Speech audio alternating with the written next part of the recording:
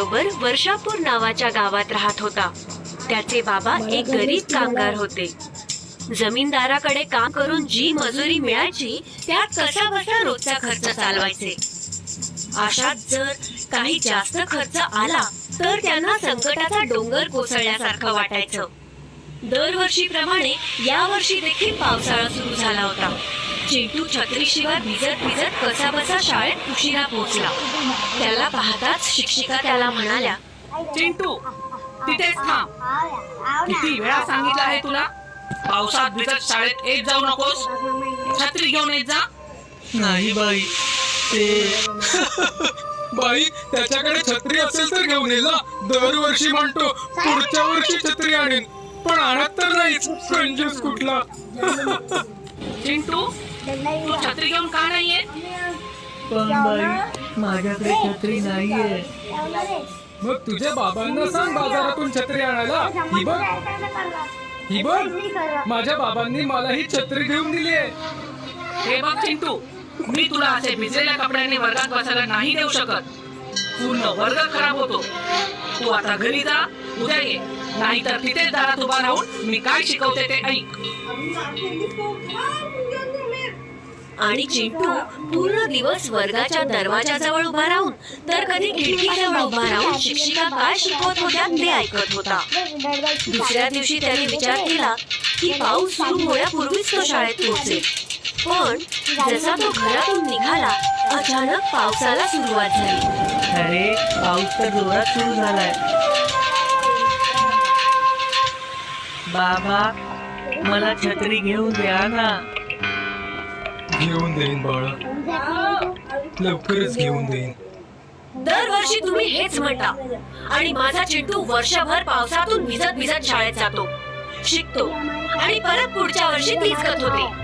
काय करू कमला, वर्षभर तर मेहनत करतच असतो, पण एवढे कमवू शकत नाही की 2 वेळच्या जेवणा व्यतिरिक्त दुसरं काही घेऊ शकेन.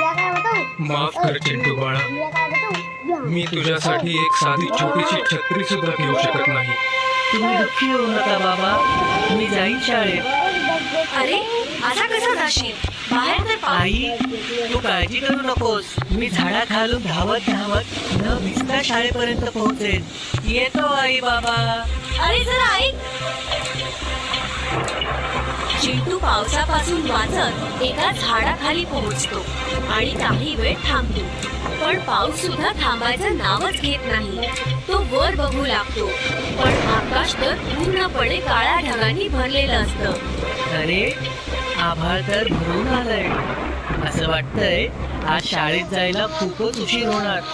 मला निघावंच लागेल. जर का असाच पाऊस पडत राहिला तर मी कमरेपर्यंत भिजून जाईन. आता माझा शाळेचा ड्रेस भिजला तर मागच्या वेळी सारखं बाई मला वर्गातच घेणार नाहीत. काय करू काय करू? चिंटू झाडावर बराच वेळ बसून राहतो. त्याला भूक लागते. भुकेने तो कासावीस होतो. त्याला खूप भूक लागलेली असते. तो विचार करतो, कुणास ठाऊक हा पाऊस कधी थांबेल. तोपर्यंत आपण आपल्या बॅगेतला डबा खाऊया का?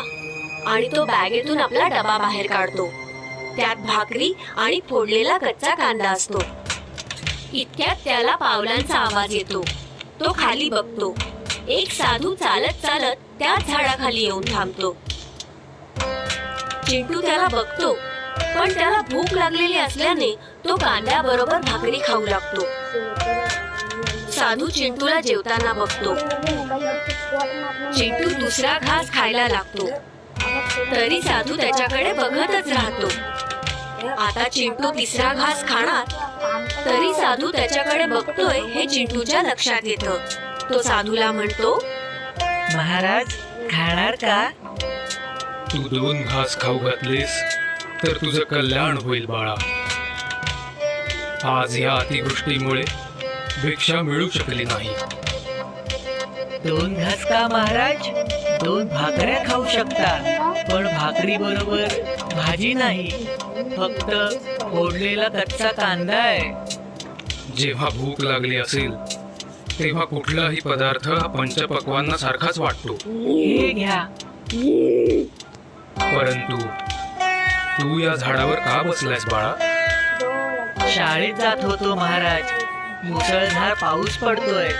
पावसापासून वाचण्यासाठी या झाडाखाली थांबलोय. तुझ्याकडे छत्री नाही का?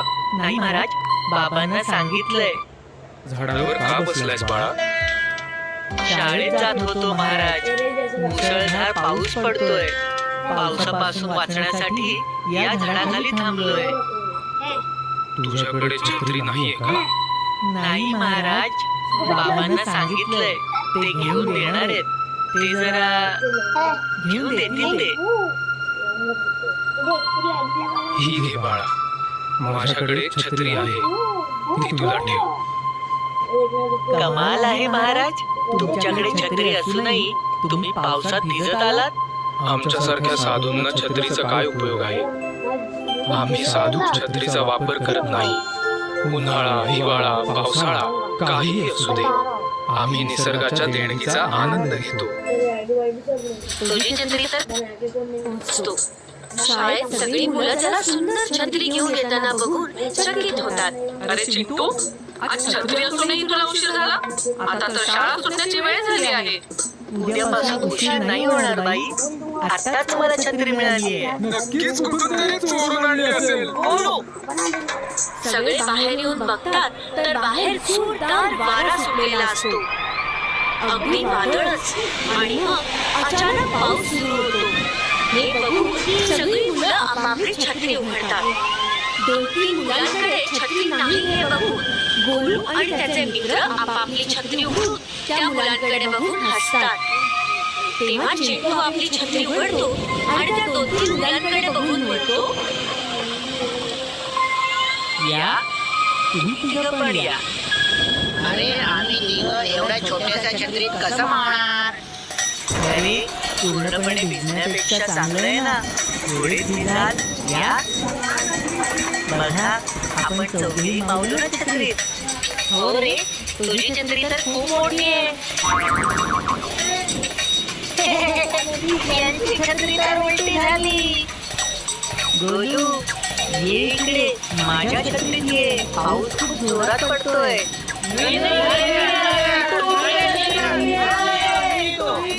हे बाजूला वा, त्याने मला बोलावलं होतं. आणि गोलू आपल्याच मित्रांना धक्का देऊन चिंटूच्या छत्रीखाली येतो. जसं गोलू चिंटूच्या छत्रीखाली येतो, छत्री परत थोडी मोठी होऊ लागते. तेव्हा इतर मित्र सुद्धा त्याच्या छत्रीखाली येतात.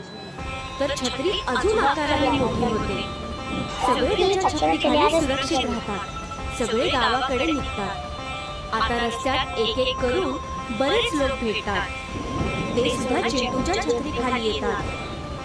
हळूहळू छत्री एवढी मोठी होते की असं वाटतं की चिंटू नाही, कृष्णाचाच अवतार आहे, जो गोवर्धन पर्वत उचलून सगळ्यांबरोबर चालत जातोय. जमीनदार साहेब, आपण इकडे मला बोलवून घेतलं असतं. काही काम? आम्ही असं ऐकलंय की या तुझ्या मुलाजवळ एवढी मोठी छत्री आहे की संपूर्ण गाव त्या छत्रीखाली न भिजता येऊ शकतं. नाही हो, ही बघा, ही तर खूपच छोटी छत्री आहे. एका मुलाला वाचवू शकेल एवढीच आहे. असं कसं होऊ शकतं? मी स्वतः माझ्या डोळ्यांनी पाहिलं होतं. पाहिलं? ही तर छोटीच छत्री आहे. पण मी तर नक्कीच पाहिलं होतं. जमीनदार साहेब, आम्हालाही पावसात भिजण्यापासून वाचवा. अरे, ही तर मोठी होत चालली आहे. बघा, मी म्हणत होतो ना, चिंटू बाळा, तुला ही छत्री कुठून मिळाली? ही तर मला आज एका साधू महाराजाने दिली. हो, ही तर जादूची छत्री आहे. याने तर आपण संपूर्ण वर्षाकरता पाणी साठवून ठेवू शकतो. कसं काय जमीनदार साहेब? याखाली जेवढी माणसं उभी राहतात तेवढीच ही छत्री मोठी होत जाते.